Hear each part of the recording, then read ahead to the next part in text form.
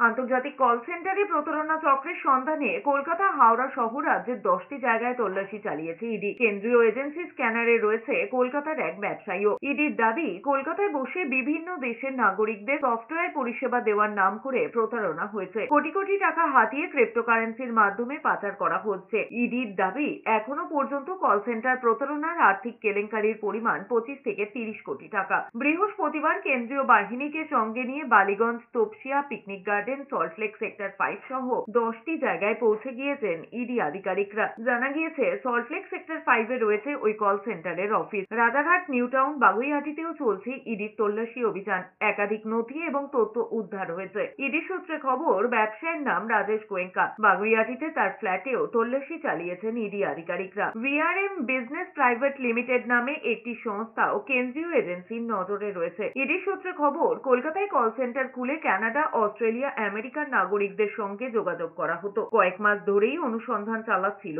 ED. জানা গিয়েছে, বাঙুর এলাকাতেও একটি কল সেন্টার খোলা হয়েছিল। এই সব কল সেন্টারের মাধ্যমে যে প্রতারণা করা হচ্ছিল সে সম্পর্কে একাধিক অভিযোগ জমা পড়েছে আগেই। তার ভিত্তিতেই এই তল্লাশি অভিযান।